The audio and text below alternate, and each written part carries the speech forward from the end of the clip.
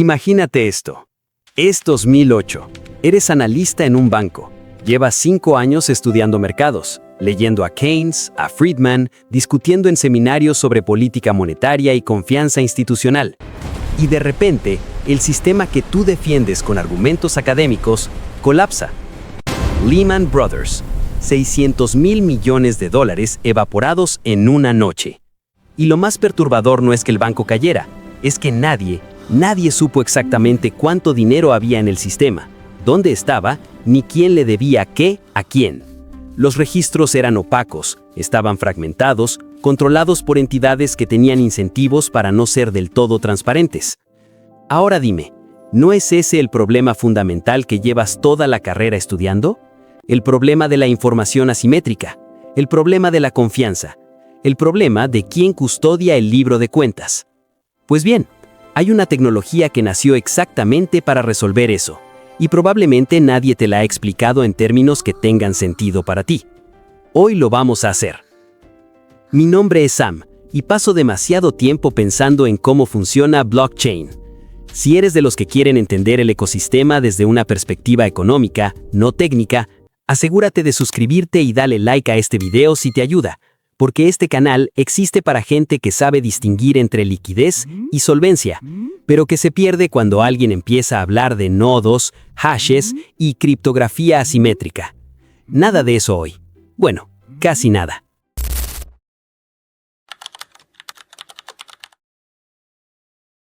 Mira, hay un concepto que probablemente aprendiste en primero de economía y que se quedó grabado en tu memoria. El problema del doble gasto. Aquí está el asunto. Cuando tú tienes un billete de 50 euros en la mano, ese billete solo puede estar en un lugar a la vez. Tú me lo das, yo lo tengo. No puedes dármelo a mí y simultáneamente dárselo a otra persona. La física lo impide. Pero con el dinero digital, eso no es tan obvio. Si yo tengo un archivo digital que representa 50 euros, ¿qué me impide copiarlo y enviárselo a 2 personas al mismo tiempo? La respuesta que hemos usado durante décadas es un intermediario de confianza, un banco, una entidad centralizada que lleva el registro y dice, no, tú ya gastaste ese dinero. Y eso funciona, pero tiene un costo que como economista deberías reconocer de inmediato. Coste de agencia. Cada vez que delegas la custodia de un registro en un tercero, ese tercero tiene sus propios incentivos. Puede equivocarse, puede mentir, puede quebrar, puede ser corrompido. Puede excluirte del sistema si no le conviene tenerte. Datos. Según el Banco Mundial, en 2023, aproximadamente 1.400 millones de personas en el mundo no tienen acceso a servicios bancarios formales. No porque no exista el dinero, sino porque no existe la confianza institucional para que un banco les abra una cuenta. Esto es lo que la mayoría de la gente no se da cuenta. Blockchain no es una tecnología para hacer pagos más rápidos. Es una tecnología para eliminar la necesidad de confiar en un intermediario central.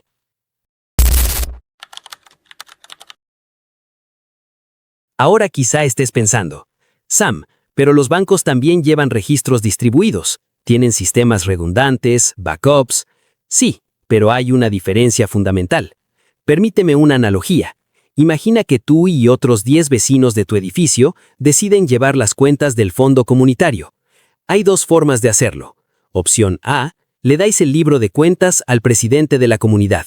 Él anota todo. Si el presidente tiene un mal día, si se equivoca, si decide falsificar algo, vosotros dependéis de él. Tenéis que confiar en él. Opción B, cada uno de vosotros 10 lleva una copia idéntica del libro. Cuando alguien hace un pago, todos lo anotan simultáneamente. Para cambiar una entrada, tendrías que convencer a más de la mitad de los 10 vecinos de falsificar su copia al mismo tiempo. El costo de corrupción se dispara. Eso es esencialmente un libro de contabilidad distribuido o Distributed Ledger, y blockchain es la implementación tecnológica más elegante de esa idea. Aquí es donde se pone realmente interesante. En una blockchain pública, como Bitcoin, no son 10 vecinos los que guardan esa copia. Son aproximadamente 15,000 nodos activos repartidos por todo el mundo. Para reescribir una transacción pasada, necesitarías controlar más del 51% de esa red simultáneamente. En términos económicos, el costo de ataque supera con creces el beneficio potencial. Esto tiene un nombre que ya conoces: teoría de juegos. Blockchain convierte la honestidad en la estrategia dominante.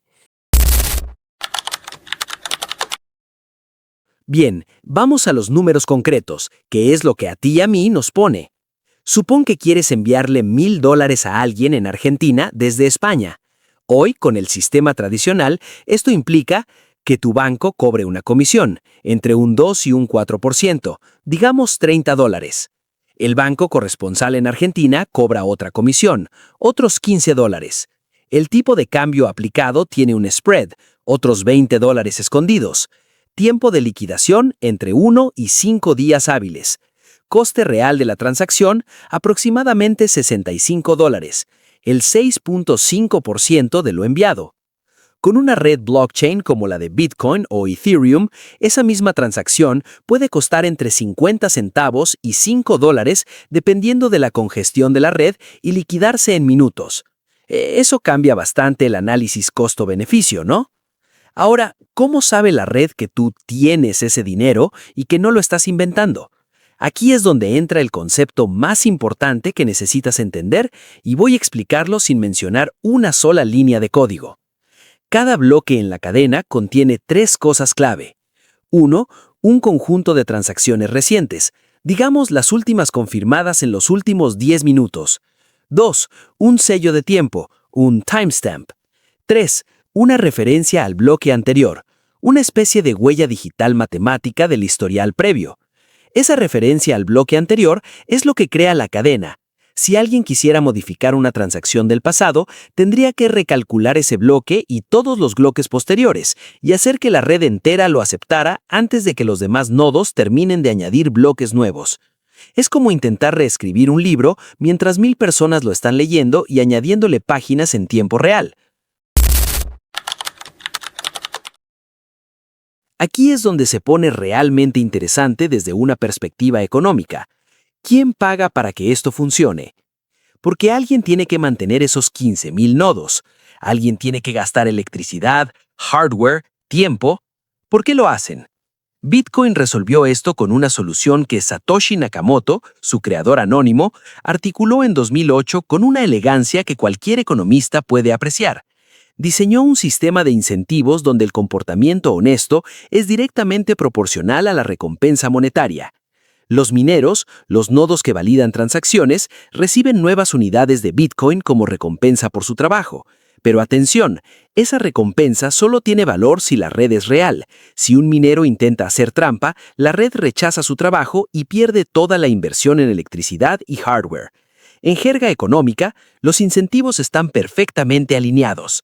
Es casi un experimento de libro de texto sobre diseño de mecanismos. De hecho, en 2022, Alvin Roth y Lloyd Shapley ya habían ganado el Nobel de Economía en 2012 por trabajo sobre diseño de mercados. Muchos economistas argumentan que el diseño de incentivos de Bitcoin merece estar en el mismo nivel de conversación académica. Ahora, quizá estés pensando, pero Sam, ¿y el consumo energético? ¿No es insostenible? Es una objeción válida y honesta. El consumo de Bitcoin en 2023 fue de aproximadamente 120 teravatios hora al año, comparable al consumo energético de Argentina. Eso es real y es un problema que la industria está intentando resolver, principalmente con la transición hacia mecanismos alternativos como el Proof of Stake, que consume hasta 99.9% menos energía. Ethereum hizo esa transición en 2022 y redujo su consumo energético en un 99.95% de la noche a la mañana. Pero eso es un debate de ingeniería, no de economía. Lo que nos compete a nosotros es entender la arquitectura de incentivos. Y esa es brillante. Mira, hasta ahora hemos hablado de blockchain como un sistema para transferir valor, pero hay una evolución que cambia radicalmente el alcance de todo esto. En 2015, Ethereum introdujo los contratos inteligentes, o smart contracts, y aquí necesito que uses toda tu formación económica para entender lo que esto significa. Un contrato inteligente es código que vive en la blockchain y que se ejecuta automáticamente cuando se cumplen ciertas condiciones, sin árbitros, sin abogados, sin juzgados. Ejemplo concreto con dinero real. Imagina que eres un agricultor en Ghana. Contrataste un seguro de cosecha con una aseguradora londinense. Hoy, si hay sequía, tienes que recopilar pruebas de la pérdida, presentar una reclamación formal, esperar a que un ajustador viaje o evalúe el daño, negociar el pago y esperar el desembolso, típicamente de 6 a 18 meses hábiles. Con un contrato inteligente vinculado a datos meteorológicos verificados, oráculos, el proceso es: 1. El sensor oficial registra que la lluvia estuvo por debajo del umbral acordado durante X días. 2. El contrato se ejecuta automáticamente. Y 3. El pago llega a tu cartera en minutos. Aquí es donde se pone realmente interesante. Si los contratos inteligentes eliminan la necesidad de confiar en que la otra parte cumpla, cambia fundamentalmente el análisis de riesgo contraparte. Cambia la estructura de toda la industria financiera. El seguro, la banca, los mercados de capitales, las remesas, los títulos de propiedad. No es exagerado decir que blockchain, con contratos inteligentes, es para los contratos económicos lo que Internet fue para la información, una democratización radical del acceso y una destrucción creativa de los intermediarios existentes. Hay algo que me resulta profundamente fascinante desde un punto de vista conductual. ¿Por qué nos cuesta tanto adoptar estas ideas? Daniel Kahneman documentó en Thinking Fast and Slow algo que los economistas conductuales llamamos sesgo de status quo. Preferimos lo conocido aunque sea subóptimo. Y los bancos, pese a todas sus fallas históricas, son conocidos. Pero hay algo más profundo. Tenemos un problema de abstracción. Cuando le dices a alguien, confía en el algoritmo en lugar del banco, su sistema límbico, el cerebro emocional, entra en pánico. ¿Un algoritmo? ¿Quién me garantiza? Y aquí es donde el economista entrenado tiene una ventaja sobre el ciudadano medio. Tú ya sabes que la confianza en los bancos no es confianza en las personas, es confianza en las instituciones, en los incentivos regulatorios, en la reputación acumulada. Blockchain simplemente reemplaza esas capas institucionales por matemáticas verificables, y las matemáticas, a diferencia de los bancos, no pueden quebrar por una mala gestión de activos. El cambio psicológico que necesitas hacer no es confiar en la tecnología, es reconocer que ya confías en sistemas que no entiendes por completo. Confías en que tu saldo bancario existe aunque nunca hayas auditado el balance del banco. Confías en que el euro tiene valor aunque no esté respaldado por oro desde 1971. Blockchain solo hace esa confianza auditable y pública. Bien, recapitulemos lo que hemos cubierto hoy porque esto es denso y quiero que te lo lleves claro. Primero, blockchain resuelve un problema económico fundamental, el problema de la confianza en los registros sin un intermediario centralizado. Segundo, lo hace mediante un libro de contabilidad distribuido donde el coste de corrupción supera el beneficio potencial. Teoría de juegos aplicada a escala global. Tercero, el sistema de incentivos que mantiene la red funcionando es un ejercicio brillante de diseño de mecanismos.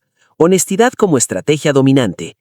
Cuarto, los contratos inteligentes extienden esa lógica a la ejecución automática de acuerdos, eliminando billones en fricción contractual.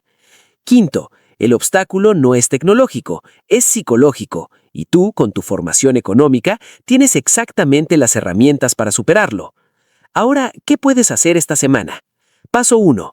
Lee el white paper original de Bitcoin. Son 9 páginas. 9. Está escrito con la precisión de un paper académico, no como un manual técnico. Si entiendes los fundamentos de los mercados, lo entenderás. Búscalo como Bitcoin, a Peer-to-Peer Electronic Cash, de Satoshi Nakamoto. Paso 2. Abre una wallet no custodial. Yo te recomendaría empezar con MetaMask y envíate a ti mismo el equivalente a 5 euros en una red de prueba, Testnet. Sin dinero real, solo para sentir cómo funciona el proceso. La comprensión experiencial supera la teórica. Paso 3. Estudia el concepto de DeFi, finanzas descentralizadas, desde una perspectiva de estructura de mercado. Pregúntate, ¿quién es el creador de mercado? ¿Cómo se fija el precio? ¿Dónde está el riesgo sistémico? Son las mismas preguntas que harías sobre cualquier mercado. Las respuestas te sorprenderán. Mira, no te estoy pidiendo que compres nada. No te estoy diciendo que esto sea el futuro inevitable. Lo que sí te digo es que, como economista, Ignorar blockchain es como un economista de 1994 ignorando Internet porque no entendía de redes informáticas. El dinero está cambiando, la arquitectura de la confianza está cambiando, y las personas que entiendan por qué cambia, no solo cómo cambia técnicamente, serán quienes diseñen las instituciones y políticas del próximo ciclo. Tú tienes la formación para ser esa persona. Así que deja de dejarlo para cuando entiendas más de tecnología. Esto ya lo entiendes. Solo necesitabas que alguien te lo explicara en tu idioma. Si este video te ha resultado útil, suscríbete. La próxima semana vamos a entrar de lleno en una de las ideas más radicales que ha producido blockchain, los contratos inteligentes. Y no te voy a hablar de código. Te voy a hablar de por qué un acuerdo que se ejecuta solo, sin abogados, sin notarios y sin juzgados, podría rediseñar desde los seguros hasta los títulos de propiedad. Se llama ¿qué es realmente un smart contract? El contrato que no necesita abogados. No te lo pierdas. Nos vemos entonces.